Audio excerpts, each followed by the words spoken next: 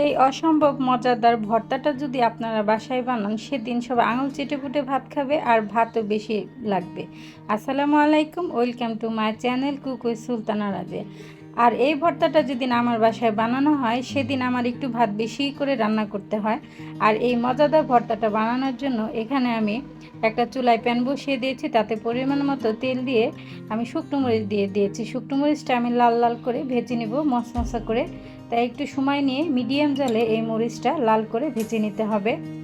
আর আজকে আমি বানাবো কাঁকরোল ভর্তা।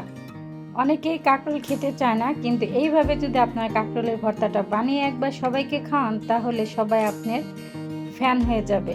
আর মরিচগুলো তোলার পরে আমি সেই প্যানে পেঁয়াজ কুচি দিয়ে দিব। আমি এখানে দুটো পেঁয়াজ কুচি করে কেটে নিয়েছি, আর আমি সামান্য পরিমাণ তেল দিয়েছি। এখন আমি পেঁয়াজগুলো নেড়েচেড়ে একটু ভেজে নেব। আমি পেঁয়াজগুলো লাল করব না, শুধু এভাবে নরম করে ভেজে নেব। পেঁয়াজগুলো ভাজা হয়ে গেছে, এখন আমি তুলে ফেলবো। আর সেই ফ্রাই প্যানে আবারও আমি পরিমাণ মতো তেল দিয়ে আমি কাঁকরোলগুলো দিয়ে দেবো। আমি কাঁকরোলগুলো আগে থেকে ধুয়ে পরিষ্কার করে হলুদ মরিচ আর লবণ দিয়ে মাখিয়ে রেখেছিলাম। এখন আমি একে একে সবগুলো কাঁকরোল এই তেলের মধ্যে দিয়ে দিব। কাঁকরোলগুলো যখন এক সাইড ভাজা হয়ে যাবে, তখন আমি উল্টিয়ে অপর সাইডটাও এভাবে লাল করে ভেজে নিব, ভেজে তুলে নিব। আর এদিকে আমি ভর্তা বানানোর মাটির একটা পাটা নিয়ে নিয়েছি। আর এখন আমি এই পাটাতে ভেজে রাখা শুকনো মরিচ আর সামান্য পরিমাণ লবণ দিয়ে এভাবে মরিচটা গুঁড়ো করে নিব। আর এই মাটির ভর্তা বানানোর পাটাটা এতটা সুন্দর, আর ভর্তা বানিয়ে আর আমি কি বলবো। মরিচগুলো যখন গুঁড়ো করা হয়ে গেছে, তখন আমি ভেজে রাখা পেঁয়াজটা দিয়ে দিব। আর পেঁয়াজগুলো দেওয়ার পরে আমি এই মরিচের সাথে আবারও মিশিয়ে নিব। বেশি জোরে পিষা যাবে না, যাতে পেঁয়াজটা আস্তে আস্তে থাকে। হালকা আলতোভাবে মরিচ আর পেঁয়াজটা এভাবে মিশিয়ে নিতে হবে।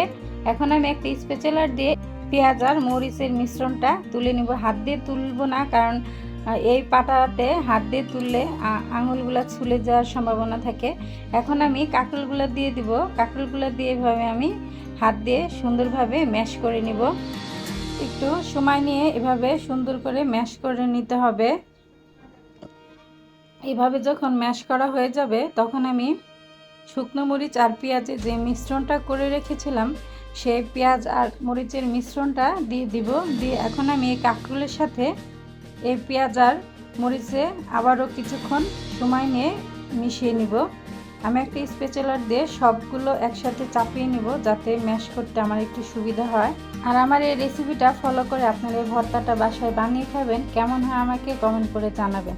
আর আমার এই সহজ রেসিপিটা যদি আপনাদের ভালো লেগে থাকে, তাহলে আমার ফেসবুক পেজটাকে ফলো করে দেবেন, আমার ইউটিউব চ্যানেলটাকে সাবস্ক্রাইব করে দেবেন, লাইক কমেন্ট শেয়ার করে পাশে থাকবেন। ভর্তাটা হয়ে গেছে।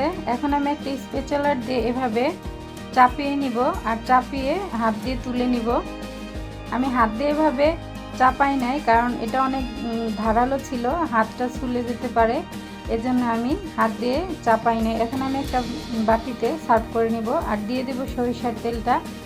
সরিষার তেল দেওয়ার পরে দিয়ে দিব ধনিয়া পাতা কুচি। আজকের মতো এই পর্যন্ত। আবার আসবো নতুন কোনো রেসিপি নিয়ে। ততক্ষণ সবাই ভালো থাকবেন আর আমার জন্য দোয়া করবেন।